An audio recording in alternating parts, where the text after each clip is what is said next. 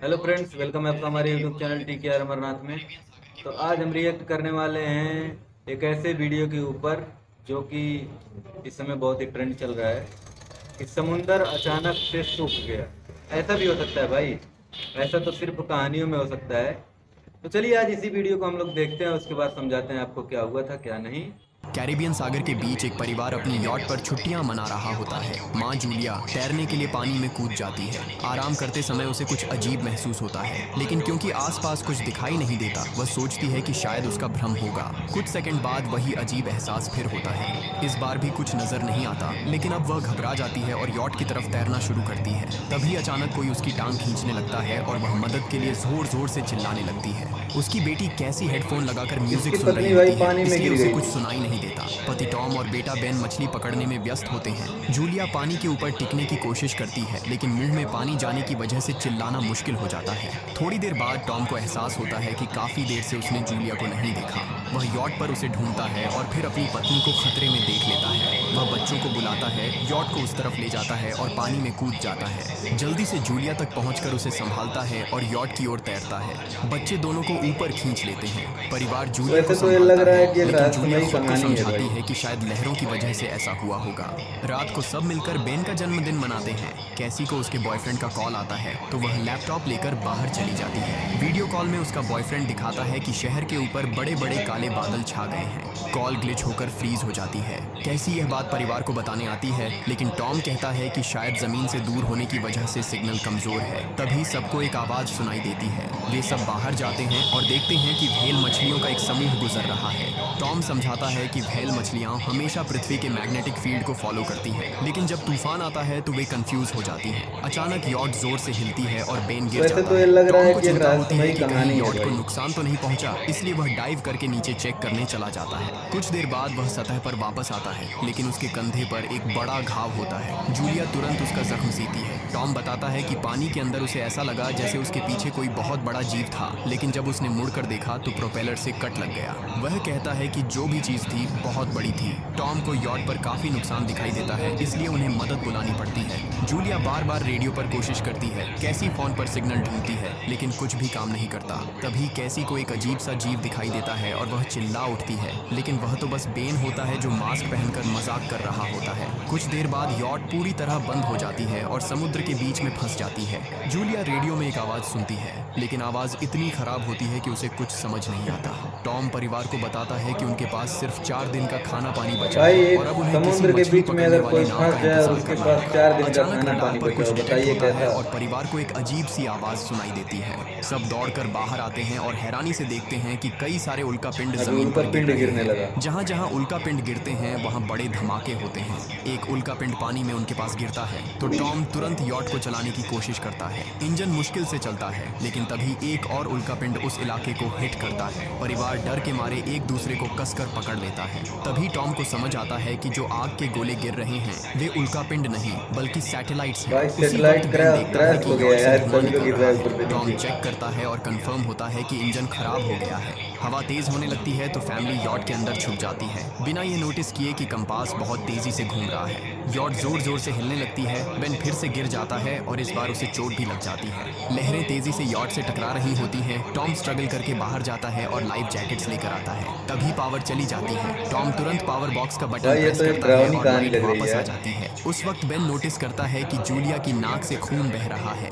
Julia को चक्कर आने लगते हैं, जबकि कैसी सिंक पर जाकर उल्टी कर देती है। टॉम रेडियो ट्राई करता रहता है पर सिग्नल नहीं मिलता। अचानक एक तेज हाई पिच्ड नॉइज आती है और हवा और भी स्ट्रांग हो जाती है। जूलिया दरवाजे बंद करने की कोशिश करती है, पर एक हैच खुल जाता है और हवा खिड़कियां तोड़ने लगती है। टॉम एक फ्लेयर जलाता है और थोड़ी देर बाद अंधेरा छा जाता है।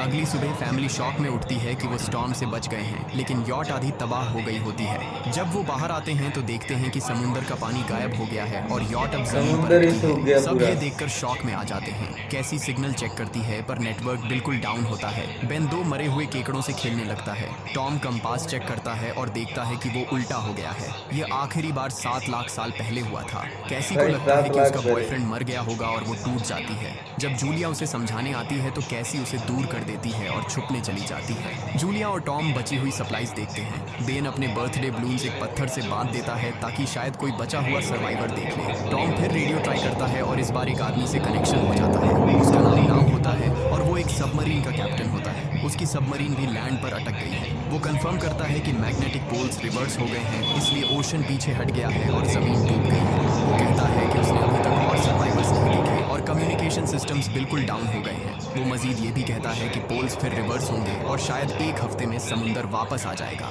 वो फैमिली को वार्न करता है कि जितना हो सके ऊंची जगह चढ़ जाओ, क्योंकि जब पानी वापस आएगा तो वो बहुत खतरनाक होगा। वो बोलता है उसका पार्टनर क्रैश में मारा गया और सबमरीन में बस 3 लोगों की ही जगह है। जूलिया और टॉम उससे कहते हैं कि प्लीज हमारे बच्चों को बचा लो। वो उन्हें अपने कोऑर्डिनेट्स दे देता है। टॉम कैलकुलेट करता है कि सबमरीन तक पहुंचने में 2-3 दिन लगेंगे। वो फैमिली से कहता है आज रात अच्छे से आराम कर लो, कल सुबह हम निकलेंगे। अगली सुबह फैमिली सामान पैक कर रही होती है, तभी टॉम को पास में कुछ हिलता हुआ दिखता है। वो एक लंगड़ा आदमी होता है जिसके हाथ में हार्पून होती है और साथ में एक कुत्ता लगातार भौंक रहा होता है। टॉम उसके पास जाता है और उसे पानी की बोतल देता है, लेकिन वो आदमी कुछ ऐसी भाषा में बोलता है जो टॉम समझ नहीं पाता। पानी पीने के बाद वो अजनबी अचानक टॉम के सिर पर बोतल मारता है और चेहरे पर जोर का लात मार देता है। जूलिया डर के मारे भागती है, लेकिन तब तक देर हो चुकी होती है। वो आदमी टॉम के पेट में हार्पून घुसा चुका होता है। टॉम कुछ पल तक तड़पता है और फिर वो उसकी गर्दन भी काट देता है। फिर वो आदमी जूलिया के पीछे भागता है और उस पर हार्पून फेंकता है, जिससे उसके कंधे में चोट लग जाती है। जूलिया दर्द सहते हुए यॉट के अंदर भागती है और बच्चों को बोलती है कि छुप जाओ।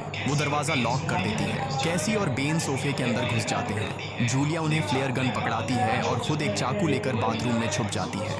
वो आदमी दरवाजे पर जोर जोर से धक्के मारता है और आखिर अंदर घुस ही जाता है। पहले वो थोड़ा खाना उठाता है और फिर यॉट में इधर उधर ढूंढने लगता है, फिर बाथरूम की तरफ जाता है, लेकिन जूलिया समझदारी से एक छोटे छेद से बाहर निकल जाती है। वो आदमी सोचता है कि जूलिया भाग गई, लेकिन जैसे ही वो धीरे से निकलने लगती है, उसका कुत्ता उसे देख लेता है और भौंकने लगता है। कुत्ता उस पर झपटता है तो जूलिया चाकू से उसे मार देती है। कुत्ते की चीख सुनकर वो आदमी बाहर आता है और अपने कुत्ते की लाश देखकर आग बबूला हो जाता है। इस बीच जूलिया यॉट के दूसरे साइड से अंदर जाने की कोशिश करती है। वो ऊपर चढ़कर टूटी हुई खिड़की से अंदर घुसने लगती है, लेकिन वो आदमी पहले ही वहां पहुंच जाता है। वो उसे पकड़कर जोर से मुक्का मारता है, जिससे वो नीचे गिर जाती है। जूलिया फर्नीचर पकड़कर बचने की कोशिश करती है, लेकिन वो आदमी उसे लात मारकर दूर फेंक देता है। फिर वो उसकी कलाई पर पैर रख देता है ताकि वो चाकू छोड़ दे, और फिर उसके बाल पकड़कर उसका चेहरा जमीन पर दे मारता है और सोफे पर फेंककर उसका गला दबाने लगता है। बच्चे ये सब कुछ देख रहे होते हैं। कैसी बाहर निकलकर फ्लेयर गन चलाती है जो सीधा उस आदमी को लगती है। वो जल उठता है और यॉट में आग फैलने लगती है। बच्चे तुरंत भाग जाते हैं, लेकिन जूलिया वापस आती है। वो उसे एक किक मारकर गिराती है, मैप और बैग उठाती है और वहां से भाग जाती है। बेन और कैसी अपने पापा के पास जाकर रोने लगते हैं। जूलिया भी उनके साथ बैठ जाती है और तीनों मिलकर आंसुओं के साथ टॉम को आखिरी अलविदा कहते हैं। तभी वो डरावना आदमी फिर यॉट से बाहर निकल आता है तो प्लेयर गन फैमिली फिर से भागने लगने के लगती बाद है। भी कुछ ही जिंदा देर होगा। में यॉट एक बड़े धमाके के साथ उड़ जाती है। थोड़ी दूर चलने के बाद वो लोग एक छोटे से झरने के पास रुकते हैं ताकि थोड़ा आराम कर सकें। कैसी सोचती है कि शायद वो पागल आदमी उनके पास गुब्बारे देखकर आया था। ये सुनकर बेन खुद को कसूरवार मानने लगता है। जूलिया उसे समझाती है कि इसमें उसकी कोई गलती नहीं थी और सबको आगे बढ़ने को कहती है, क्योंकि वो आदमी अभी भी उनके पीछे है। रास्ते में एक छोटे तालाब के पास बेन एक मरी हुई हैमरहेड शार्क देखकर हैरान रह जाता है। तभी जूलिया नोटिस करती है कि वो आदमी फिर उनके करीब पहुंचने वाला है। सब लोग दौड़ पड़ते हैं और एक रेत के टीले से नीचे गिर जाते हैं, जहां उन्हें जहरीला कचरा दिखाई देता है। फैमिली सावधानी से उसे पार करती है और लगता है कि उन्होंने उस आदमी से पीछा छुड़ा लिया है। चलते चलते उन्हें बड़े बड़े मरे हुए सी एनिमल्स और समुंदर के नीचे जमा हुआ सारा प्लास्टिक दिखने लगता है। बेन धीरे धीरे चलने लगता है तो जूलिया समझ जाती है कि वो डिहाइड्रेशन के करीब है। वो सबको रुकने को कहती है। जब वो पानी की बोतल देखती है तो उसे झटका लगता है। बोतल में पानी लगभग खत्म हो चुका होता है। कैसी को एहसास होता है कि शायद उसने बोतल ठीक से बंद नहीं की थी। जूलिया गुस्से में चिल्लाती है कि उसकी लापरवाही की वजह से पानी खत्म हो गया। कैसी जवाब देती है, क्या फर्क पड़ता है, वैसे भी हम बचने वाले नहीं हैं। दोनों के बीच लंबी बहस होती है, फिर भी फैमिली आगे चलती रहती है। कुछ देर बाद उन्हें एक क्रैश हुआ प्लेन मिलता है। अंदर कुछ हिलता डुलता देख सब डर जाते हैं, लेकिन वो सिर्फ कुछ पक्षी होते हैं। फैमिली तय करती है कि रात यहीं प्लेन के अंदर गुजारेंगे। वो थोड़ा सा स्नैक शेयर करते हैं और जूलिया को टॉम की जैकेट में एक फैमिली फोटो मिलती है, जिसे देखकर उसका दिल टूट जाता है। कैसी पूछती है, मॉम आप और डैड की लव स्टोरी क्या थी? जूलिया मुस्कुराकर बताती है, टॉम हॉस्पिटल में मेरा पेशेंट था, फिर एक दिन उसने फूल और एक प्यारी सी कविता देकर अपना प्यार जताया था। रात के बीच में कैसी प्लेन से बाहर जाती है, तभी वो डरावना आदमी उसे पीछे से पकड़ने अरे की वो फिर कोशिश से करता आ गया। है, लेकिन जूलिया अचानक पीछे से उस पर टूट पड़ती है और बार बार चाकू से वार करके उसे मार देती है। कैसी अपनी माँ को गले लगाकर शांत करती है। अगली सुबह उस आदमी की लाश पर कीड़े गुंड पड़े होते हैं। फैमिली नोटिस करती है कि उसके शरीर पर कई काटने के निशान हैं, मतलब इस एरिया में कोई खतरनाक जीव छिपा हुआ है। जैसे ही वो लोग वहां से निकलते हैं, केकड़े उसके मुंह से बाहर निकल आते हैं। कुछ घंटों बाद जूलिया और कैसी मैप देख रही होती हैं, लेकिन बेन धीरे से आगे निकल जाता है। जूलिया चिल्लाती है, रुक जाओ, लेकिन बेन एक तालाब में झुककर पानी पीने लगता है। जूलिया तुरंत उसे खींचकर बाहर निकालती है और समझाती है कि अनजान पानी उसे बीमार कर सकता है। धूप बहुत तेज हो जाती है तो फैमिली अपने सिर कपड़ों से ढक लेती है। बेन को चक्कर आने लगते हैं, तभी उन्हें कुछ पुराने कुर्सियां मिलती हैं और जूलिया कैसी उनसे एक टेम्पररी शेल्टर बना लेती हैं। जूलिया बेन को इंजेक्शन लगाती है और तय करती है कि वो रात वहीं बिताएंगे। सुबह जूलिया एक अजीब सी आवाज सुनकर उठती है।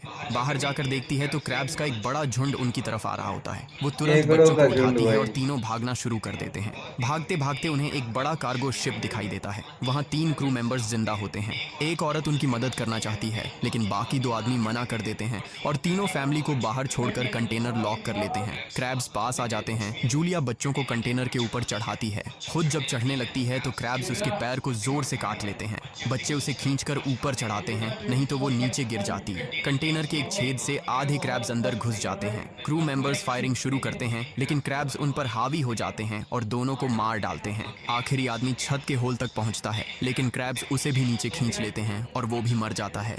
जूलिया अपने जख्म पर पट्टी बांधती है और बेहोश हो जाती है। कुछ देर बाद जब वो उठती है तो खुद को रेत के तूफान के बीच अकेली पाती है। वो घबराकर बच्चों को ढूंढने लगती है। एक मरी हुई औरत का हथियार उठाती है और जोर जोर से चिल्लाती है। कैसी उसकी आवाज सुनकर लौट आती है और बताती है कि वो और बेन मदद ढूंढने गए थे, लेकिन कोई नहीं मिला। फिर दोनों बेन से मिलते हैं, जिसे एक खुला कंटेनर मिलता है जहां वो तूफान खत्म होने तक रुक सकते हैं। जूलिया टॉम का लाइटर निकालती है और अपने जख्म को जलाकर बंद करती है, जो बेहद दर्दनाक होता है। तूफान थमने के बाद उन्हें एक और कंटेनर मिलता है जिसमें बहुत सारी पानी की बोतलें होती हैं। बॉडीज चेक करते वक्त उन्हें एक रेडियो और एक गन भी मिलती है। जूलिया नाव से संपर्क करती है और बताती है कि मैप खो गया है।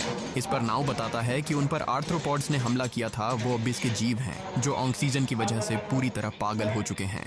अब नाव फैमिली को जल्दी करने को बोलता है, क्योंकि उसके इंस्ट्रूमेंट्स ने कैलकुलेट किया है कि समुद्र उम्मीद से ज्यादा जल्दी वापस आएगा और उनके पास सिर्फ कुछ घंटे बचे हैं। वो एक फ्लेयर शूट करता है और फैमिली उस दिशा में चलना शुरू करती है। लंबी वॉक के बाद फैमिली को एक टूटा हुआ टॉयलेट मिलता है जिसमें बेन पेशाब करता है। अब वो लोग आखिरकार सबमरीन को पास ही देख लेते हैं, लेकिन वहां पहुंचने के लिए उन्हें एक बड़ा चट्टानी रास्ता पार करना होगा। जैसे ही वो रास्ते से गुजरते हैं, दीवारें हिलने लगती हैं और पत्थर गिरने लगते हैं, जिससे एक भयानक रॉक स्लाइड हो जाता है। जूलिया तुरंत अपने बच्चों को साइड में धक्का देती है और खुद भी पीछे हट जाती है ताकि कुचली न जाए। अब एक पत्थर की दीवार उनके बीच आ गई है। जूलिया बच्चों से कहती है कि वो बिना उसके आगे बढ़ जाए, लेकिन कैसी मना करती है और जोर देती है कि उसकी माँ को चढ़ने की कोशिश करनी चाहिए। बहुत बहस होती है और चिल्लाने के बाद जूलिया वादा करती है कि वो बाद में अपने बच्चों को ढूंढ लेगी। मजबूर होकर कैसी अपने भाई को खींचकर आगे ले जाती है।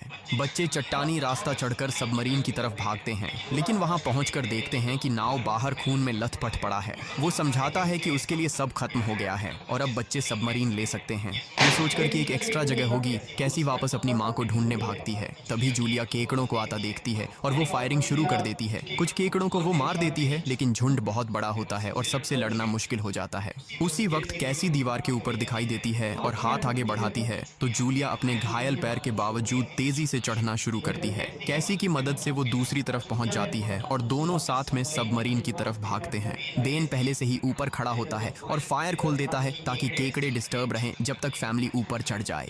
केकड़े नाव के शरीर तक पहुंचते ही तुरंत उसे खाने लग जाते हैं। जूलिया गन उठाती है और फायरिंग जारी रखती है जब तक बच्चे अंदर चले जाएं। जब वो सुरक्षित हो जाते हैं, जूलिया समझती है कि गोलियां खत्म हो गई हैं, तो वो गन केकड़ों पर फेंक देती है और अपने बच्चों के साथ अंदर चली जाती है। फैमिली हैच को अच्छे से लॉक करती है और खिड़की से केकड़ों को सबमरीन के चारों तरफ देखती है। इसी वक्त समुद्र वापस आ जाता है तो तीनों तुरंत अपनी सीटों पर बैठकर बेल्ट पहन लेते हैं और एक दूसरे का हाथ पकड़ लेते हैं। तेज लहरें सबमरीन को जोर जोर से इधर उधर फेंकना शुरू कर देती हैं, जिससे जूलिया को पूरी जर्नी के विजन दिखने लगते हैं और कैसी उल्टी कर देती है।